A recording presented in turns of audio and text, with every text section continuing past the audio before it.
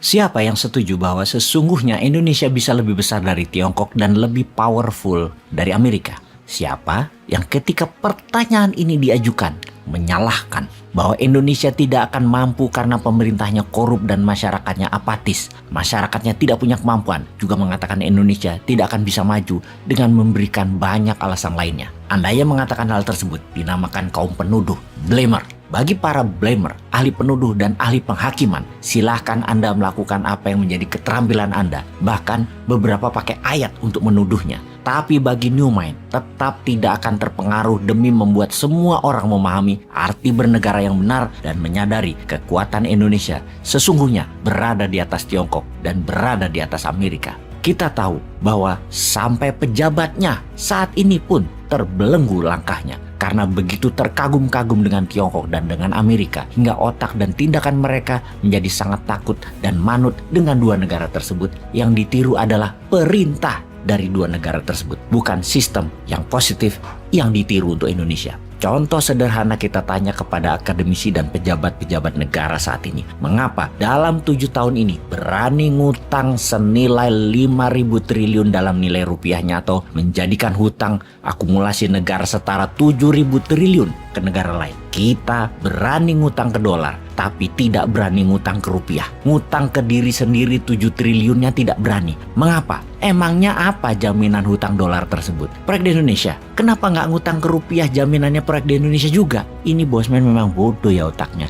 Ilmunya cetek kali ya, sehingga sulit memahami hutang dolar senilai 7.000 triliun adalah yang benar, bukan hutang ke rupiah ke negara sendiri yang terbenar. Atau pejabatnya memang ngerti bahwa kita bisa ngutang ke rupiah, bisa ngutang ke diri sendiri, tapi karena ada doktrin di kepalanya, ada benefit apalah gitu untuk dirinya, atau ada pemahaman yang dipropagandakan sudah masuk ke kepalanya hingga hutang dolar tidak bisa ditawar lagi. Hutang dolar adalah wajib. Sehubungan dengan itu, setelah kita sering menceritakan ancaman dari pinjaman hutang proyek dari Tiongkok, kita akan mendiskusikan tentang Amerika sekarang. Amerika dan Tiongkok memang fasad atau tampak muka rumah mereka didesain terlihat keren, mewah, anggun, mengagumkan. Kelilingi satpam dengan senjata lengkap, dengan segala macam fasilitas yang ada. Kita dibuat kagum dengan fasad dan eksterior Tiongkok dan Amerika tersebut. Halaman depan rumah kedua negara tersebut keren. Namun di dalamnya, atap jebol, saluran air mampet, pengap, dan banyak keburukan lainnya yang tidak diketahui ada di sana. Banyak yang berpikir kemewahan ada di dalamnya. Itu bohong. Di dalamnya ada HAM di Tiongkok, ada ketidakbebasan berpendapat, ada pembatasan gerak manusia, dan banyak hal negatif lainnya di Tiongkok. Demikian juga di Amerika, terlalu bebas hingga menjadi negara kapitalis, liberalis, yang hanya 10% manusia saja yang menikmati nikmatnya Amerika. Sisanya menderita lebih parah dari mereka yang tinggal di negara dunia ketiga. Kita akan bahas bubble-nya Amerika yang setiap saat meledak. Kita bahas agar kita mendapatkan pemahaman bahwa sesungguhnya untuk membuat Indonesia menjadi negara nomor 1 adalah sekarang masanya. Kita akan membahas 7 hal yang membuktikan bahwa Amerika hidup di dalam bubble yang siap meletus dan dibungkus dengan American movie, yang dibungkus dengan American song, dan dibungkus dengan American politician yang mengatakan bahwa Amerika adalah the greatest country in the world. Sekali lagi, kita fokuskan perkataan bubble yang dibungkus. Namun kenyataannya ada 7 masalah serius yang terjadi di Amerika sejak dulu dan sudah mendekati puncaknya untuk meledak saat-saat ini. Untuk itulah video ke depan kita akan membahas 7 alasan yang membuktikan bahwa Amerika bukan the greatest country in the world. Siapa yang mengatakan Amerika negara terbesar di dunia?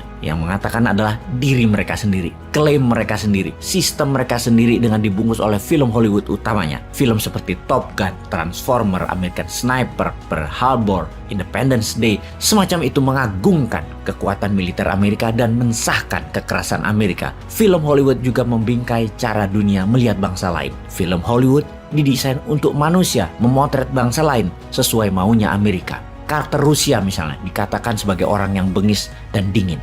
Orang dari Afrika sebagai orang yang kotor, korup, dan miskin. Orang dari Amerika Latin sebagai kriminal narkoba. Orang dari India sebagai orang yang licik dan bodoh. Orang Timur Tengah sebagai teroris. Dan jutaan bahkan miliaran manusia di dunia menjadi percaya informasi Hollywood ini. Pesannya di belakang itu semua jelas. Amerika adalah bangsa yang terbaik, sangat rasis sebenarnya Hollywood itu. Karena memang di belakangnya negara Amerika, khususnya industrial military kompleknya Amerika yang membayar Hollywood billion dollar per tahunnya untuk mengagungkan militer Amerika dan membuat citra tentara Amerika manusia pilihan terbaik, seorang pahlawan. Padahal di balik kepahlawanan yang diglorifikasi Hollywood tersebut, tentara Amerika meledakkan bom atas manusia yang tak berdosa di banyak negara. Demikian juga sisi musik, lagu-lagu mengagungkan Amerika disebar ke seluruh dunia, mencitrakan Amerika negara terbaik, negara orang pemberani, negara bebas, dan semuanya bisa terjadi di Amerika. Semua itu berciri ada bendera Amerika melambai perlahan di video-video mereka. Tetapi kenyataannya, Amerika di dalam negerinya banyak kegagalan parah di banyak masalah keseharian. Untuk itu sekali lagi, kita akan mengurai 7 hal yang membuktikan Amerika bukan negara terbesar di dunia. Untuk apa serial ini dibuat? Karena inilah masa peluang Indonesia mengambil alih demi kesejahteraan masyarakat Indonesia juga dunia. Wah, ini ora.